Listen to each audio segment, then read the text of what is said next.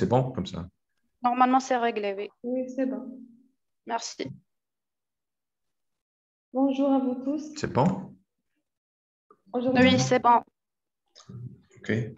bonjour à vous tous. Aujourd'hui, on va faire une séance de révision concernant la chirurgie viscérale, assurée par professeur Krichoum. C'est à vous, docteur. Merci Wissal. Je vous remercie. Avant de commencer, je voudrais te remercier ainsi à travers toi, le club scientifique Eureka pour l'organisation de cet événement. J'espère que cette présentation elle va apporter un plus elle va faciliter la préparation du concours de résidence pour nos étudiants. Ça va concerner l'épreuve de chirurgie, plus spécialement la chirurgie viscérale. Alors, on s'est mis d'accord pour essayer sur le fait qu'on va diviser cette présentation en deux parties. La première partie, celle d'aujourd'hui, euh, elle va concerner des questions plus ou moins directes, plus ou moins faciles. D'accord? C'est histoire de vous initier, de vous orienter vers les points forts de chaque conférence ou de chaque cours. La deuxième partie, on va aborder les questions, les sujets un peu plus difficiles. OK? Donc, si vous voulez, on commence. Oui, docteur, on peut commencer. Oui. Alors, pour la première, pour le premier cas clinique, alors, la conduite à tenir devant un homme âgé de 55 ans qui est admis au niveau des urgences chirurgicales pour des vomissements, pour douleurs abdominales avec une petite distension abdominale. Alors, on note à l'examen clinique, bon, il n'y a pas d'antécédent, il n'a pas d'antécédent à noter. Alors, il n'y a pas de cicatrice d'intervention, ça c'est important. Et le toucher rectal est sans particularité. Alors, devant, devant un cas clinique pareil, il faut savoir lire entre les lignes. Et lorsque je dis un malade qui est admis pour vomissement, douleur abdominale et petite distension abdominale, je suis en train de décrire un syndrome occlusif. D'accord? Donc, je suis une occlusion intestinale aiguë. Bon, je n'ai pas mentionné l'arrêt des matières et des gaz, puisqu'il n'y a pas d'arrêt des matières et des gaz, puisque simplement on est devant une occlusion haute. Donc, un abdomen, un vomissement, premier plan, la douleur abdominale et la petite distension abdominale. Donc, il n'y a pas une distension importante. Donc, l'occlusion, je suis en train de vous orienter vers une occlusion haute. Alors, la cicatrice d'intervention, bien sûr, c'est un élément important à connaître, puisqu'il faut éliminer, puisque devant un syndrome occlusif avec un abdomen cicatriciel, chirurgie le plus souvent évoquée, c'est l'occlusion surbride. Donc, il n'y a pas d'occlusion surbride, il n'y a pas de cicatrice d'intervention. Et le toucher rectal et son particularité, ça veut dire on a éliminé un cancer du bas rectum, si vous voulez, en occlusion. D'accord? Alors, quel élément qui manque à l'éthique? Quels sont les éléments qui manquent à l'examen clinique? Il y a un élément très important qui manque, c'est l'inspection des orifices herniaires. Parce qu'il faut savoir que devant un syndrome occlusif, il y a 3 gestes à réaliser. On a inspection à la recherche d'une cicatrice d'intervention, on a le toucher rectal et on a l'inspection ou la recherche d'une voussure en regard de la région de l'aine ou la région ombilicale à la recherche d'une hernie étranglée. Bien sûr, la définition d'une hernie étranglée, c'est une définition purement clinique, elle est douloureuse, non réductible et non impulsive à l'atout. Voilà, pour la première question, c'est ça. Pour la deuxième question, quel élément qui manque à l'interrogatoire? Devant un malade pareil, on doit le diagnostic qui doit être suspecté c'est de loin le diagnostic d'un cancer colique. Pourquoi un cancer? Puisque l'âge, il y a l'âge, plus de 50 ans, il y a une population à risque. Il y a le sexe, un homme, et il y a un abdomen, une occlusion sur un abdomen qui est vierge. D'accord? Un abdomen qui est vierge, donc une occlusion sur abdomen vierge chez un homme âgé de 55 ans. Le premier diagnostic à évoquer, c'est bien le cancer colique. Donc, on doit rechercher à l'interrogatoire la notion d'une hémorragie digestive, surtout ça, rectorragie, méléna, ou la notion d'un éventuel amaigrissement, une perte de poids qui peut nous orienter vers cette pathologie néoplésique. Alors, pour les facteurs de risque de cette pathologie, bien sûr, on doit suspecter le cancer colique. Les facteurs de risque cancer colique sont ça existe, c'est clair dans la littérature. Il y a des facteurs exogènes, il y a des facteurs exogènes, c'est tout ce qui est alimentation, riche en graisse, riche en viande, pauvre en fibres alimentaires et tout. Il y a le tabac, il y a l'alcool, il y a l'obésité aussi. Il y a les facteurs, les autres facteurs, il y a le syndrome de Lynch, l'HMPCC, il y a la polypose, la PAF, la polypoadénomatose familiale. Tout ça, c'est des facteurs de risque.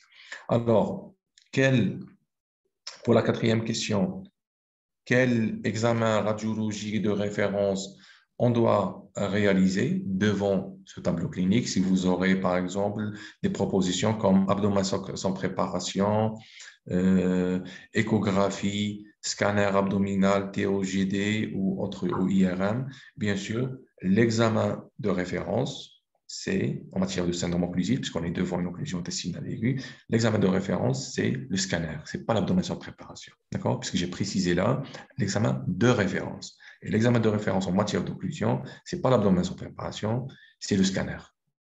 D'accord? Alors, le scanner abdominopelvien est fait, et il montre une masse du côlon au niveau du côlon droit. Quelles sont, à votre avis, les différentes options thérapeutiques, puisqu'il y a plusieurs options thérapeutiques, ça dépend les données de cette masse. Est-ce qu'on est devant une masse colique ou un cancer colique qui est résécable ou non? Ça, c'est la question primordiale. Donc, devant un cancer colique résécable, on doit proposer une hémicolectomie droite avec anastomose héliocolique et le transverse terminolatéral, bien sûr avec un curage ganglionnaire et tout. Devant une masse qui n'est pas résécable, on a d'autres options thérapeutiques. On a spécialement deux options thérapeutiques. On a l'iliostomie, soit on fait l'iostomie puisqu'il y a un envahissement loco-régional. Le cancer colique droit est présent en contact intime avec l'aorte abdominale, avec la veine cave, avec l'urtère, avec donc la tumeur jugée non résécable. Dans ce cas, on doit faire soit une dérivation externe, ça veut dire dérivation externe, ça veut dire le bout digestif juste en amont de la tumeur, on doit le faire sortir en stomie, ça veut dire iliostomie, donc ça sera la dernière once intestinale qui est sortie en stomie, soit la meilleure proposition, c'est la dérivation interne, ça veut dire on doit faire une anastomose entre la dernière once et le côlon transverse pour éviter le passage vers le côlon droit et donc pour éviter la tumeur. Entre la dérivation interne et la dérivation externe, bien sûr, on doit choisir la dérivation interne. Pourquoi? Puisqu'elle va éviter tout ce qui est complications de l'ileostomie, la déshydratation, la dénutrition et tout. OK? C'est bon? Wissal? C'est bon? Oui, c'est bon. Oui, voilà. Donc, si vous avez des questions, vous pouvez les poser au fur et à mesure. Alors, pour le deuxième cas clinique, on est devant une femme âgée de 70 ans qui consulte pour une colique hépatique. Voilà, une douleur épigastrique, une douleur au niveau de l'hypocondre droit avec irradiation vers les épaules, accompagnée de fièvre. Et Voilà, accompagné de fièvre avec des à la FNS 20 000 de globules blancs. Donc, ici, c'est une Pardon, hyperleucocytose professeur. franche. Pardon, Alors, quel est le premier examen pardon, clinique? professeur. Oui, oui, Euh, vous n'avez pas oui. partagé l'écran. Donc, le partage de l'écran est désactivé. Ah bon?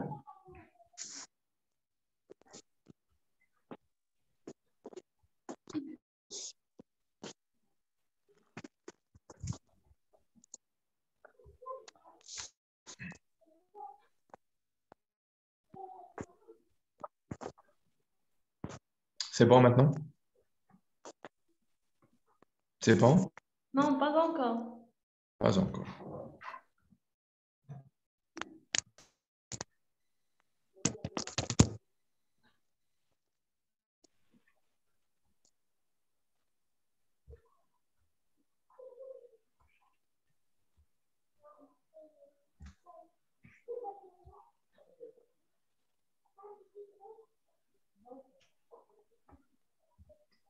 Et maintenant? Oui, c'est bon. C'est bon.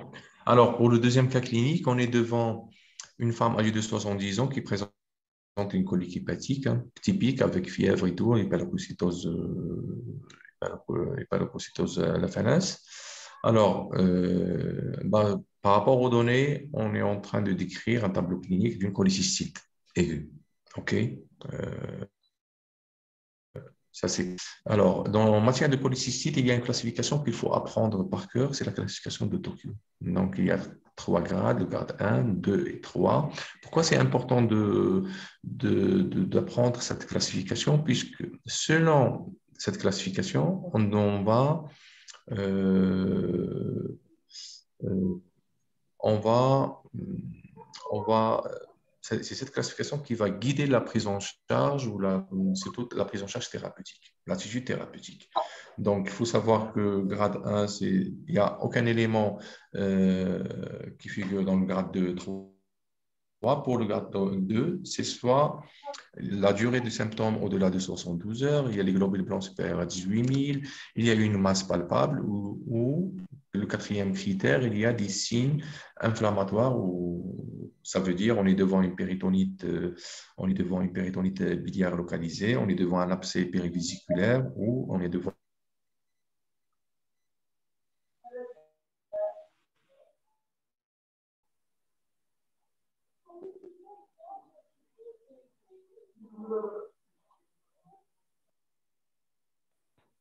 une défaillance, une défaillance de grande fonction, soit neurologique, on est devant l'altération de l'état général, ou de la fonction cardiaque, ou de la fonction hépatique, ou devant tout simplement un taux de plaquettes inférieur à 100 000. Et le grade 3, la différence entre le grade 1 et 2 et le grade 3, c'est que pour le grade 1 et 2, le traitement doit être, Docteur, oui, docteur, je m'excuse, la séance peut être interrompue à cause de la version du Zoom. Donc, je veux juste informer les on participants de attend. reconnecter au cas où D'accord, ça se coupe. d'accord, d'accord. D'accord, merci. Mais l'écran est partagé, c'est ça? L'écran est partagé. Non, non, non, pas du tout.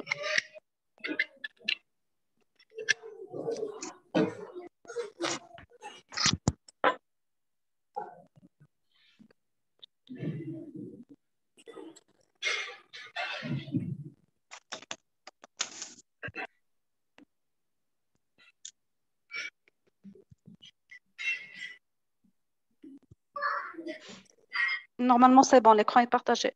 Oui, oui, oui.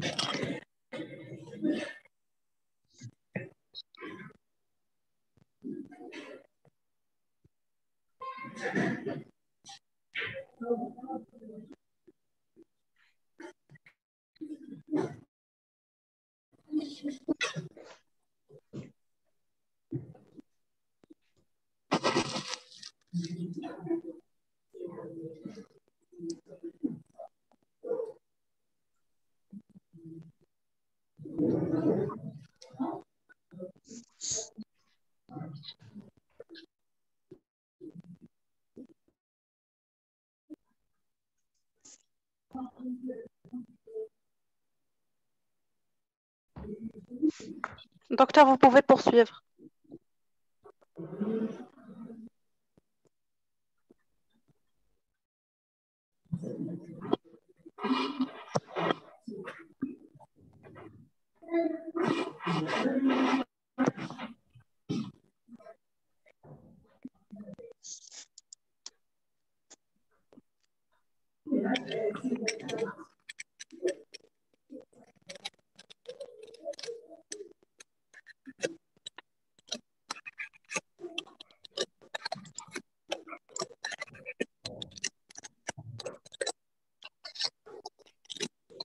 S'il vous plaît, éteignez vos micros.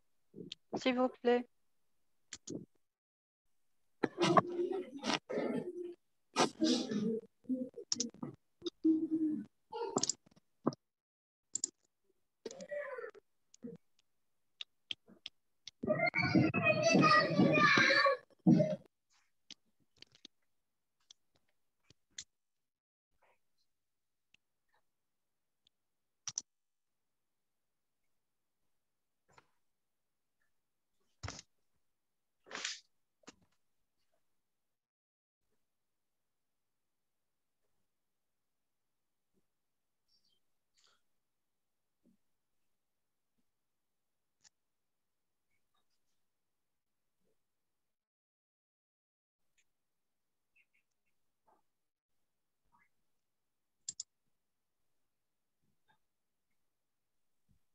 Docteur, vous pouvez poursuivre.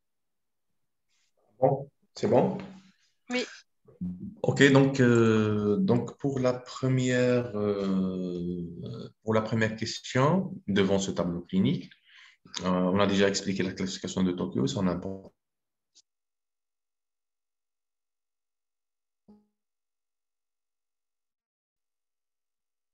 dans la prise en charge thérapeutique, traitement médical précoce, ça veut dire pendant 2, 3 jours, et une cholecystectomie précoce dans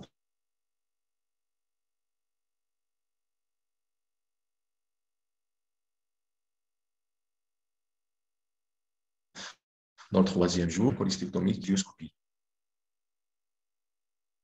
D'accord, c'est un gold standard aujourd'hui en matière de prise en charge de la vésicule biliaire. Par contre, pour le grade 3 d'une grande fonction ou un taux de plaquettes inférieur à 100 000, là, le risque opératoire il devient très important. Donc, ça va augmenter le risque de morbimortalité post-opératoire. Donc, thérapeutique, ça veut dire qu'on va traiter l'urgence, on va pas opérer, donc on va juste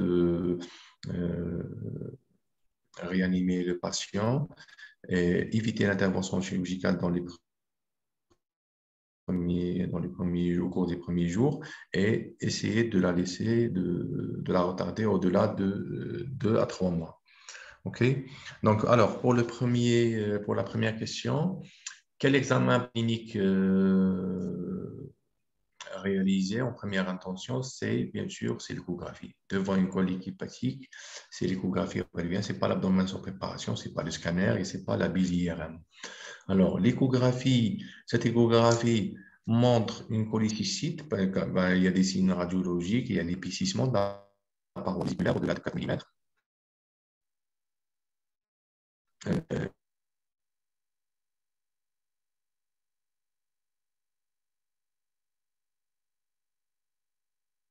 Il y a le contenu liquide de la vésicule.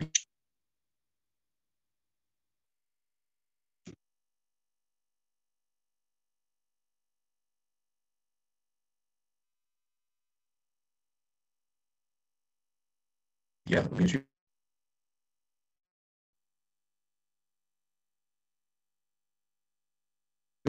l'échographie.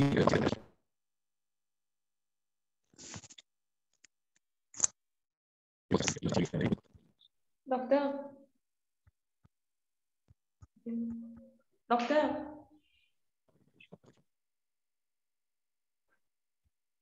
pas de problème de connexion,